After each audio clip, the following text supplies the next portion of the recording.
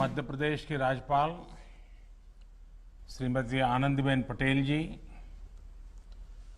मध्य प्रदेश के मुख्यमंत्री श्रीमान शिवराज सिंह जी, केंद्रीय मंत्रिपरिषद के मेरे सहयोगी आर.के. सिंह जी, थावरचंद गहलोत जी, नरेंद्र सिंह तोमर जी, धर्मेंद्र प्रधान जी, प्रहलाद सिंह पटेल जी, मध्य प्रदेश मंत्रिमंडल के सदस्यगण, सांसद, विधायकगण और रीवा सहित पूरे मध्य प्रदेश के मेरे प्यारे भाइयों और बहनों, नमस्कार। आज रीवा ने वाकई इतिहास रच दिया है। रीवा की पहचान मां नर्मदा के नाम से और सफेद बाग से रही है। अब इसमें एशिया के सबसे बड़े सोलर पावर प्रोजेक्ट का नाम भी जुड़ गया है। इसका आसमान से लिया गया वीडियो जब हम देखते हैं तो लगता है कि खेतों में हजारों सोलर पैनल जैसे फसल बनके लहलहा रही है, या ऐसा भी लगता है कि किसी गहरे समुद्र के ऊपर से गुजर रहे हैं जिसका पानी बहुत नीला है। और इसके लिए मैं रीवा के लोगों को, मध्य प्रदेश के लोगों को बहुत बहुत बधाई देता हूं, शुभकामनाएं देता हूं। रीवा का ये सोलर प्लांट इस पूरे क्षेत्र को इस दशक में ऊर्जा का बहुत बड़ा केंद्र बनाने में मदद करेगा। इस सोलर प्लांट से मध्य प्रदेश के लोगों को, यहां के उद्योगों को तो बिजली मिलेगी ही, दिल्ली में जैसा अभी शिवराज जी बता रहे थे, मेट्रो रेल तक को रीवा से लाभ मिलेगा। अब रीवा वाला शान से कह पाएगा कि दिल्ली की मेट्रो हमारा रीवा चलाता है। इसके अलावा रीवा की ही तरह शाजापुर, नीमच और छतरपुर में भी बड़े सोलर पावर प्लांट पर काम चल रहा है। ओमकारेश्वर डैम पर तो पानी में तैरता हुआ सोलर प्लांट, और मुझे पक्का भरोसा है कि आप जो योजना बना रहे हैं उसको पूरा करके रहोगे।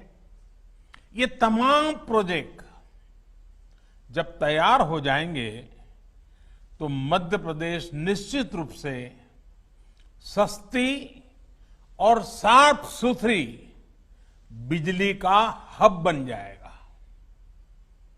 इसका सबसे अधिक लाभ मध्य प्रदेश के गरीब, मध्यम वर्ग के परिवारों को होगा, किसानों को होगा, हमारे आदिवासी भाइयों बहनों को होगा। साथियों, हमारी परंपरा में, हमारी संस्कृति में, हमारे रोजमर्रा के जीवन में सूर्य उपासना का एक विशेष स्थान है। हमारे यहां कहा गया है, पुनातु मां तत्सवितुर्वरेण्यम, यानी जो उपासना के योग्य सूर्य देव हैं वो हमें पवित्र करे। पवित्रता की यही अनुभूति आज यहां रीवा में है, हर जगह पर हो रही है। सूर्य देव की इसी ऊर्जा को आज पूरा देश अनुभव कर रहा है। ये उन्हीं का आशीर्वाद है कि हम सोलर पावर के मामले में दुनिया के टॉप 5 देशों में पहुंच गए हैं। साथियों, सौर ऊर्जा आज की नहीं बल्कि 21वीं सदी की ऊर्जा जरूरतों का एक बड़ा माध्यम होने वाला है, क्योंकि सौर ऊर्जा श्योर है, प्योर है और सिक्योर है। श्योर इसलिए क्योंकि ऊर्जा के बिजली के दूसरे स्रोत खत्म हो सकते हैं, लेकिन सूर्य सदा सर्वदा पूरे विश्व में हमेशा ही चमकता रहेगा। प्योर इसलिए क्योंकि ये पर्यावरण को प्रदूषित करने के बजाय उसको सुरक्षित रखने के में मदद करता है। और जैसे श्योर है, प्योर है, सिक्योर इसलिए क्योंकि आत्मनिर्भरता का एक बहुत बड़ा प्रतीक है, बहुत बड़ी प्रेरणा है। ये हमारी ऊर्जा जरूरतों को भी सुरक्षित करता है। जैसे जैसे भारत विकास के नए शिखर की तरफ बढ़ रहा है, हमारी आशाएं, आकांक्षाएं भी बढ़ रही है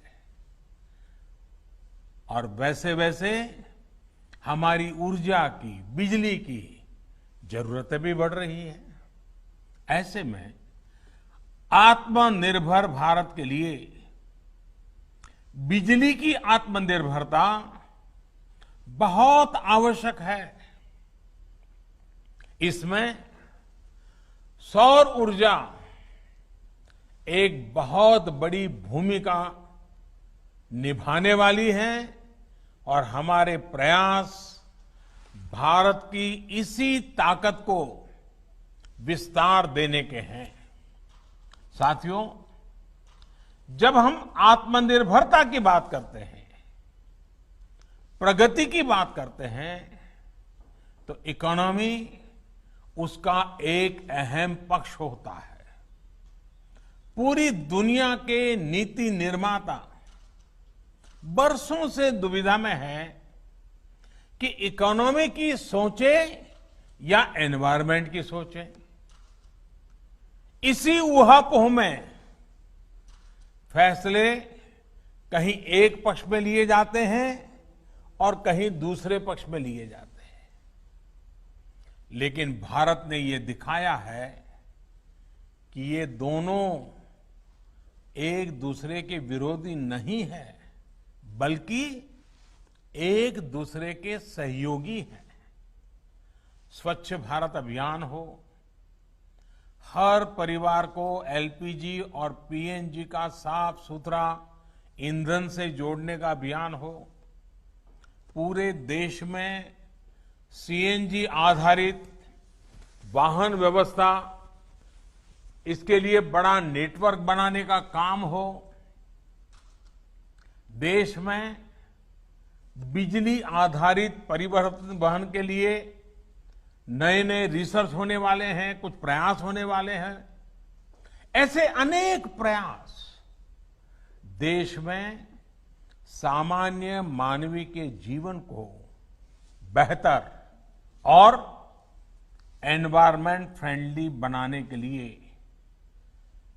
लगातार किए जा रहे हैं। भारत के लिए इकोनॉमी और एनवायरमेंट दो अलग अलग पक्ष नहीं हैं, बल्कि एक दूसरे के पूरक पक्ष हैं। साथियों, आज आप देखेंगे कि सरकार के जितने भी कार्यक्रम हैं, उनमें पर्यावरण सुरक्षा और ईज ऑफ लिविंग को प्राथमिकता दी जा रही है। हमारे लिए पर्यावरण की सुरक्षा सिर्फ कुछ प्रोजेक्ट्स तक सीमित नहीं है, बल्कि ये वे ऑफ लाइफ है। जब हम रिन्यूएबल एनर्जी के बड़े प्रोजेक्ट लॉन्च कर रहे हैं, तब हम ये भी सुनिश्चित कर रहे हैं कि साफ सुथरी ऊर्जा के प्रति हमारा संकल्प जीवन के हर पहलू में दिखे। हम कोशिश कर रहे हैं कि इसका लाभ देश के हर कोने, समाज के हर वर्ग, हर नागरिक तक पहुंचे। मैं आपको एक छोटा सा उदाहरण देता हूं। साथियों, बीते 6 साल में लगभग 36 करोड़, ये आंकड़ा बहुत बड़ा है, 36 करोड़ एलईडी बल्ब्स पूरे देश में वितरित किए जा चुके हैं। 1 करोड़ से ज्यादा एलईडी बल्ब देश भर में स्ट्रीट लाइट्स में लगाए गए हैं। और सुनने में तो ये बहुत सामान्य बात लगती है। ऐसा इसलिए लगता है क्योंकि सामान्य तौर पर जब कोई सुविधा हमको मिलती है, हम उसके आदी हो जाते हैं, तो उसके इम्पैक्ट की या उसके होने या न होने की हमें कुछ महसूस ही नहीं होता। हम ज्यादा चर्चा भी नहीं करते। इस प्रकार की चर्चा तभी होती है जब वो चीज हमारे पास नहीं होती है। साथियों, ये छोटा सा दुधिया एलईडी बल्ब जब नहीं था तो इसकी जरूरत अनुभव होती थी, लेकिन उस समय कीमत पहुंच से बाहर थी, बिकता भी नहीं था, लोग खरीदते भी नहीं थे, बनाने वाले भी आगे नहीं आते थे। तो 6 साल में क्या हुआ? कौन सा बदलाव आया? एलईडी बल्ब की कीमत उस समय जो थी उससे आज 10 गुना घट गई है। यानी अगर उस समय 400 रुपया थी तो आज 40 रुपया हो गई। अगर 300 थी तो 30 रुपया हो गई। अनेक कंपनियों के बल्ब, इसके बीच में मैन्युफैक्चरर्स में स्पर्धा हो गई, बल्ब बाजार में आ गए, दाम घटते गए। और जो काम पहले 100-200 वाट के बल्ब करते थे, वो अब 9 या 10 वाट के बल्ब करने लगे हैं। उतना ही उजाला दे रहे हैं। घरों और गलियों में एलईडी लगाने भर से ही हर साल करीब 600 अरब यूनिट बिजली, 600 अरब यूनिट बिजली, इसकी खपत कम हो रही है, बिजली की बचत हो रही है और लोगों को रोशनी भी अच्छी मिल रही है। इतना ही नहीं, हर साल लगभग 24,000 करोड़ रुपए की बचत हमारे देश के, खास करके मध्यम वर्ग के परिवार के जेब में बचते हैं। हर वर्ष 24,000 करोड़ रुपए। ये बचत छोटी नहीं है। मध्यम वर्ग, निम्न मध्यम वर्ग के जीवन में तो इसके कारण बहुत नई एक रोशनी पैदा हो जाती है। यानी एलईडी बल्ब से बिजली का बिल कम हुआ है। इसका एक और महत्वपूर्ण पहलू है, एलईडी बल्ब से करीब 4.5 करोड़ टन कम कार्बन डाइऑक्साइड पर्यावरण में जाने से रुक रही है। यानी प्रदूषण कम हो रहा है। साथियों, बिजली हर किसी तक पहुंचे, पर्याप्त बिजली पहुंचे, हमारा वातावरण, हमारी हवा, हमारा पानी भी शुद्ध बना रहे, इसी सोच के साथ हम निरंतर काम कर रहे हैं। यही सोच सौर ऊर्जा को लेकर हमारी नीति और रणनीति में भी स्पष्ट झलकती है।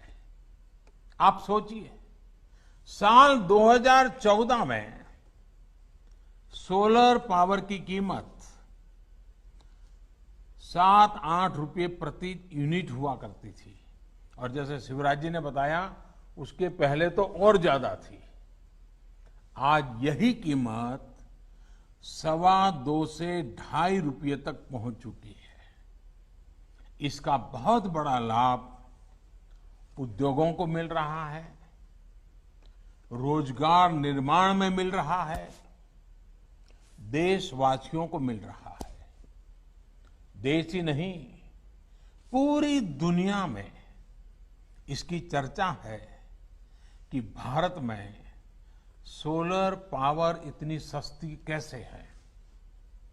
जिस तरह से भारत में सोलर पावर पर काम हो रहा है, ये चर्चा लगातार होने वाली है, चर्चा बढ़ने वाली है और लोग भारत से सीखने का प्रयास भी करने वाले हैं। ऐसे ही बड़े कदमों के कारण भारत को क्लीन एनर्जी का सबसे अट्रैक्टिव मार्केट माना जा रहा है। आज जब रिन्यूएबल एनर्जी की तरफ ट्रांजिशन को लेकर दुनिया में चर्चा होती है तो इसमें भारत को मॉडल के रूप में देखा जाता है। साथियों, दुनिया की, समग्र मानवता की भारत से इसी आशा, इसी अपेक्षा को देखते हुए हम पूरे विश्व को जोड़ने में जुटे हुए हैं। इसी सोच का परिणाम आईसा यानी इंटरनेशनल सोलर अलायंस आईसा, इसका हमने निर्माण किया है। वन वर्ल्ड, वन सन, वन ग्रिड के पीछे की यही भावना है। ये सौर ऊर्जा के बेहतर उत्पादन और उपयोग को लेकर एक पूरी दुनिया को इकट्ठा करने का प्रयास है ताकि हमारी धरती के सामने खड़ा बड़ा संकट भी कम हो सके और छोटे से छोटे, गरीब से गरीब देश की बेहतर बिजली की जरूरतें भी पूरी हो सके। साथियों, एक प्रकार से सौर ऊर्जा ने आम ग्राहकों को उत्पादक भी बना दिया है। पूरी तरह से बिजली के बटन पर कंट्रोल सामान्य नागरिक को दे दिया है। बिजली पैदा करने वाले बाकी माध्यमों में सामान्य जन की भागीदारी ना के बराबर रहती है, लेकिन सौर ऊर्जा में तो चाहे घर की छत हो, दफ्तर या कारखाने की छत हो, कहीं पर भी थोड़ा स्पेस हो, इसमें सामान्य जन की अपनी आवश्यकता की बिजली पैदा वो कर सकता है और इसके लिए सरकार व्यापक प्रोत्साहन भी दे रही है, मदद भी कर रही है। बिजली उत्पादन में आत्मनिर्भरता के इस अभियान में अब हमारा किसान, हमारा अन्नदाता भी जुड़ रहा है। अन्नदाता ऊर्जादाता भी बन सकता है। साथियों, हमारा किसान आज इतना सक्षम है, इतना संसाधन संपन्न है कि आज वो एक नहीं, दो तरह के प्लांट से देश की मदद कर रहा है। एक प्लांट तो वो है जिनसे पारंपरिक खेती होती है और जो सदियों से करता आया है और हम सभी को अन्न मिलता है, भोजन मिलता है। किसान हमें भूखा नहीं रहने देता है, उसके लिए वो पसीना बहाता है। लेकिन अब दूसरे तरह की भी प्लांट भी हमारे किसान के लिए अवसर बनाकर के उसके खेत में दस्तक दे रहा है और जिससे खेत की आवश्यकता, घरों की आवश्यकता, वहां तक बिजली पहुंच भी सकती है। जो पहला प्लांट है, जो पारंपरिक खेती है, वो हमारा किसान ऐसी जमीन पर लगाता है जो उपजाऊ होती है। लेकिन ये जो दूसरा सोलर एनर्जी प्लांट है, ये ऐसी जमीन पर भी लगेगा जो जमीन उपजाऊ नहीं है, पानी नहीं है, फसल के लिहाज से वो जमीन अच्छी नहीं है। यानी कि किसान की वो जमीन जहां फसल उगाने में बहुत खर्चा हो जाता है और कोई गारंटी नहीं होती है, अगर बारिश थोड़ी ऊपर नीचे हो जाए तो सब बर्बाद हो जाता है, उस जमीन का उपयोग भी होगा, उससे भी किसान की आमदनी बढ़ सकती है। कुसुम योजना के माध्यम से आज किसानों को अतिरिक्त जमीन पर ऐसे सोलर प्लांट लगाने में मदद करने की योजना काम कर रही है। खेतों में ही जो सोलर बिजली पैदा होगी, इससे हमारे किसान अपनी जरूरतें भी पूरी कर पाएंगे और अतिरिक्त बिजली को बेच भी सकेंगे। मुझे पूरा विश्वास है कि मध्य प्रदेश के किसान साथी भी अतिरिक्त आय के इस साधन को अपनाने और भारत को पावर एक्सपोर्टर, ऊर्जा निर्यातक बनाने के इस व्यापक अभियान को जरूर सफल बनाएंगे। ये विश्वास इसलिए अधिक है क्योंकि मध्य प्रदेश के किसानों ने संकल्प को सिद्धि में बदल करके दिखाया है। आपने जो काम किया है वो हर किसी के लिए प्रेरणा का कारण बना हुआ है। जिस प्रकार आपने गेहूं उत्पादन के मामले रिकॉर्ड बनाया, दूसरों को पीछे छोड़ दिया, वो प्रशंसनीय है। कोरोना के इस मुश्किल समय में किसानों ने जो रिकॉर्ड तोड़ उत्पादन किया, मध्य प्रदेश की सरकार ने रिकॉर्ड तोड़ खरीद की, उसके लिए भी आप प्रशंसा के पात्र हैं। और इसलिए बिजली उत्पादन के मामले में भी मध्य प्रदेश के सामर्थ्य पर मुझे पूरा भरोसा है। उम्मीद है कि एक दिन ये भी खबर आएगी कि कुसुम योजना के तहत मध्य प्रदेश के किसानों ने रिकॉर्ड बिजली उत्पादन की है, बिजली पैदा की है। भाइयों और बहनों, सोलर पावर की ताकत को हम तब तक पूरी तरह से उपयोग नहीं कर पाएंगे जब तक हमारे पास देश में ही बेहतर सोलर पैनल, बेहतर बैटरी, उत्तम क्वालिटी की स्टोरेज, उसकी कैपेसिटी का निर्माण ना हो। अब इसी दिशा में तेजी से काम करना है और हम सब करके रहेंगे। आत्मनिर्भर भारत अभियान के तहत अब देश का लक्ष्य है कि सोलर पैनल सहित तमाम उपकरणों के लिए हम आयात पर अपनी निर्भरता को खत्म करें।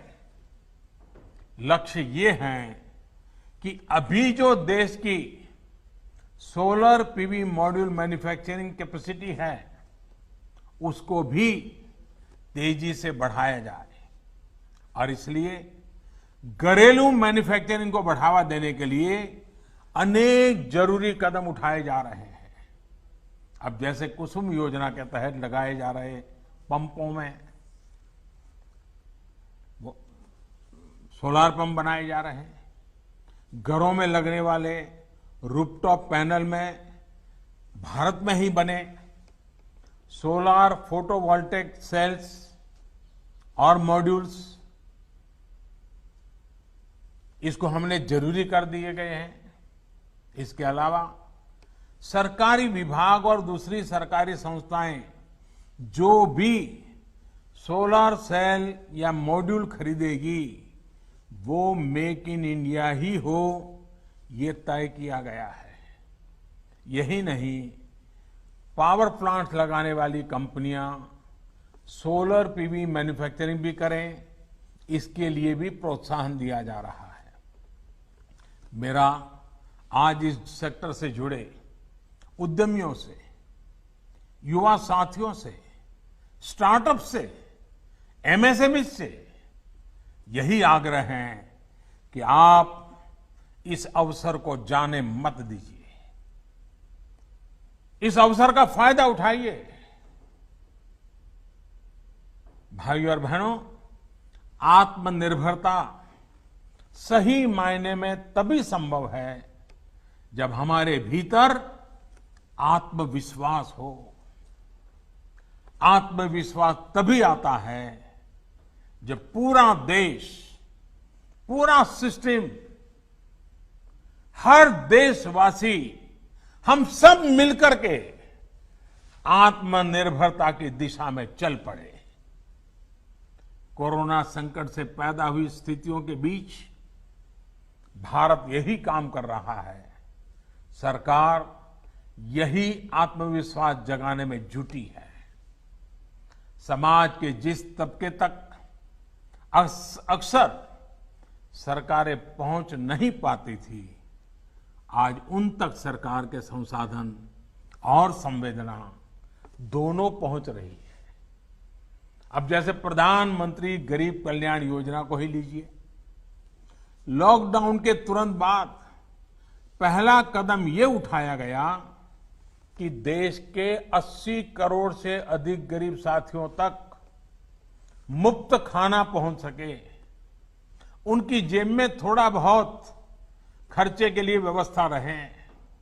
और जब लॉकडाउन उठाया गया तब सरकार को लगा कि आने वाला समय तो बरसात का भी है, त्योहारों का भी है, और हमारे यहाँ तो दिवाली और छठ पूजा तक अब तो त्योहार ही त्योहार चलते रहते हैं और सभी संप्रदाय, सभी धर्मों के त्योहार रहते हैं।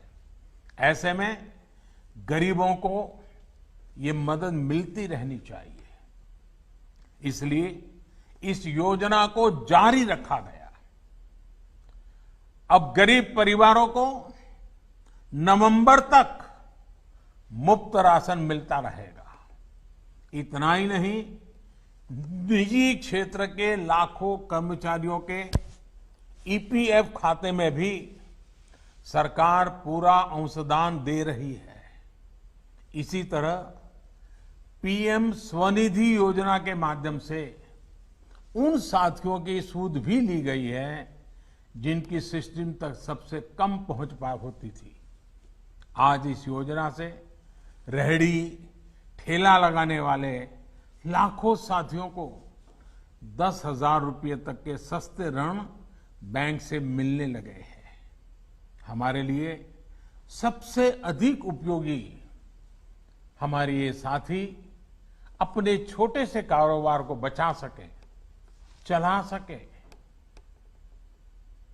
हमारे यहां इन सारी चीजों को कभी प्राथमिकता नहीं रहती थी, लेकिन एक संवेदनशील सरकार होने के कारण, देश की भावी पीढ़ी को समर्पित होने के कारण आज हम लगातार कदम उठा रहे हैं। यानी एक तरफ छोटे, लघु, कुटीर उद्योगों और बड़े उद्योगों के बारे में सोचा गया, तो दूसरी तरफ इन छोटे लेकिन उपयोगी कारोबारियों की भी चिंता की गई। साथियों, सरकार हो या समाज, संवेदना और सतर्कता इस मुश्किल चुनौती से निपटने के लिए हमारे सबसे बड़े प्रेरणा स्रोत है। आज जब आप मध्य प्रदेश को, पूरे देश को आगे बढ़ाने के लिए, रोजी रोटी भी कमाने के लिए घर से बाहर निकल रहे हैं, निकलना पड़ रहा है, तो अपनी एक और जिम्मेदारी भी हमेशा याद रखिए, और वो है, और मैं चाहूंगा कि जो बात मैं बताता हूं ये बाकी लोग भी बार बार बताते रहें, जहां भी है बताते रहें। 2 गज की दूरी, चेहरे पर मास्क, हाथ को 20 सेकंड तक साबुन से धुलना, कहीं पर भी थूकना नहीं, ये सारे नियमों का हमें हमेशा पालन करना है। आप भी बचेंगे, आपका परिवार भी बचेगा और आपके यार दोस्त साथी मित्र सहयोगी हर किसी की जिंदगी बचाने में आप बहुत बड़ी भूमिका अदा करेंगे। और इसलिए इन नए नियमों में, इस अनुशासन में कहीं पर भी कमी मत आने देना। आपका जीवन बहुत मूल्यवान है, न सिर्फ आपके परिवार के लिए, देश के लिए भी मूल्यवान है। और इसलिए इन नियमों का हमें पालन करना ही है। मेरे प्यारे साथियों, एक बार फिर आपको, मध्य प्रदेश को इस सोलर पावर प्लांट के लिए बहुत बहुत मैं बधाई देता हूं और ये कहना चाहूंगा कि प्लांट भले रीवा में लगा हो, बिजली चलो दिल्ली के मेट्रो तक पहुंचती होगी, लेकिन इसके कारण पर्यावरण के पक्ष में जो काम हुआ है उसका प्रभाव पूरी मानव जाति पे होने वाला है, पूरे विश्व पर होने वाला है। और इसलिए आपने एक सुरक्षित विश्व के लिए मजबूत नींव आज रीवा में डाली है। ये काम छोटा मत समझता। फिर एक बार मैं आपसे यही कहूंगा, आप सतर्क रहें, सुरक्षित रहें, स्वस्थ रहें। बहुत बहुत आभार।